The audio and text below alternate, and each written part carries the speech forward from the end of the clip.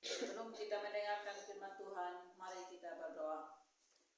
Bapa di surga, saat ini kami mau mendengarkan kebenaran firman-Mu. Berfirmanlah ya Tuhan, karena kami sudah siap untuk mendengarkannya. Di dalam nama Tuhan kami Yesus Kristus kami berdoa. Haleluya. Amin. Bapak Ibu, saudara-saudara sekalian, mari kita sama-sama membaca firman Tuhan yang terambil dalam Matius 28 ayat 19 sampai ayatnya yang ke-20. Matius 28 ayat 19 sampai ayatnya yang ke-20. Demikian bunyi firman Tuhan. Karena itu, pergilah, jadikanlah semua bangsa muridku, dan baptislah mereka dalam nama Bapa, Anak, dan Roh Kudus, dan ajarlah mereka melakukan segala sesuatu yang telah kuperintahkan kepadamu. Dan ketahuilah, aku menyertai engkau senantiasa sampai akhir zaman. Bapak Ibu, saudara-saudara sekalian yang saya kasihi dalam Tuhan Yesus Kristus, firman Tuhan yang kita belajar sama-sama pada saat pagi hari ini adalah amanat agung, yaitu perintah Tuhan Yesus kepada murid-muridnya menjelang terangkatnya ia ke surga. Firman Tuhan ini ditulis sendiri oleh Matius. Matius adalah salah satu murid Tuhan Yesus di antara ke-12 murid. Matius ini adalah murid Tuhan Yesus yang menyaksikan langsung segala sesuatu yang Tuhan Yesus perbuat. Kalau kita berbicara tentang pengajaran Tuhan Yesus, banyak hal yang Tuhan Yesus lakukan setelah ia bangkit dari antara orang mati.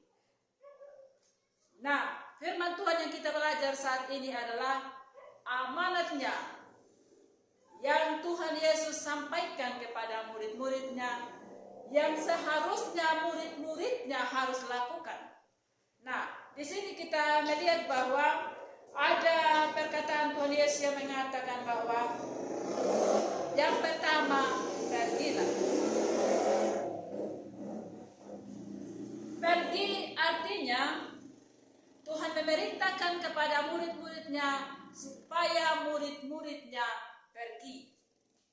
Artinya bahwa ketika mereka mendengarkan perkataan Tuhan Yesus, mereka tidak berdiam diri, tetapi mereka harus pergi untuk menyampaikan kebenaran firman Tuhan.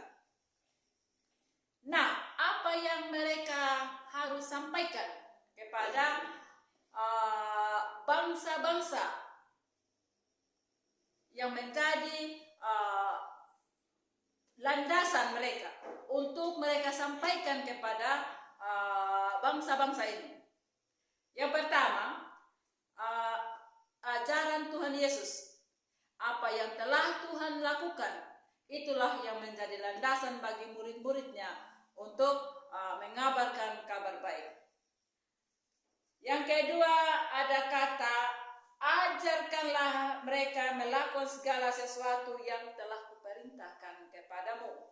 Nah, di sini ada kata ajarkanlah mereka melakukan segala sesuatu yang Tuhan perintahkan kepadamu.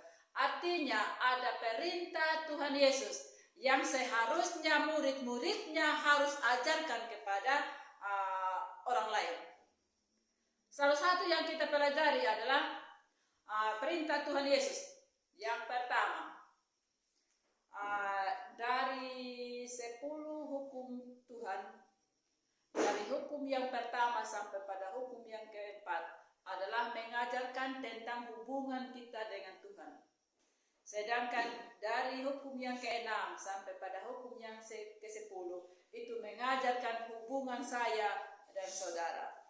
Itulah yang menjadi landasan bagi anak-anak Tuhan untuk mengajarkan segala sesuatu yang Tuhan perintahkan kepada orang lain. Selanjutnya di sini ada kata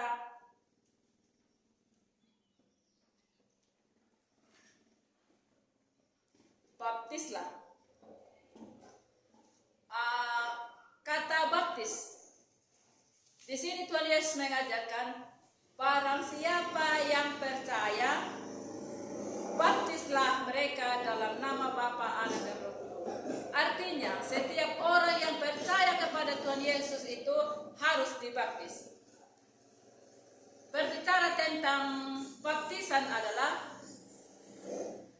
baptis, kita menguburkan sikap jasmani kita untuk siap menerima Tuhan sebagai Tuhan dan Juru Selamat kita. Selanjutnya Tuhan berkata, Aku senantiasa menyertai kamu sampai pada akhir zaman. Artinya, ketika kita mengabarkan kebenaran firman Tuhan, kita tidak sendirian.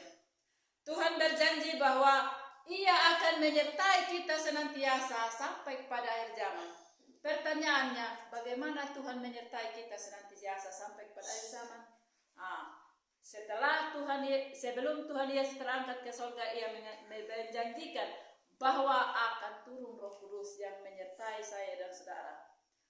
Setelah Tuhan Yesus terangkat ke surga, murid-muridnya menyaksikan, merasakan bahwa saat itu Roh Kudus turun. Dan ketika Roh Kudus turun, murid-muridnya ketika mereka menyampaikan kebenaran firman Tuhan, banyak jiwa yang dimenangkan waktu itu. Sehingga banyak, Alkitab mencatat bahwa banyak orang yang percaya dan menyerahkan diri untuk dibaptis. Oleh karena itu, saudara-saudara sekalian, marilah kita belajar dengan firman Tuhan untuk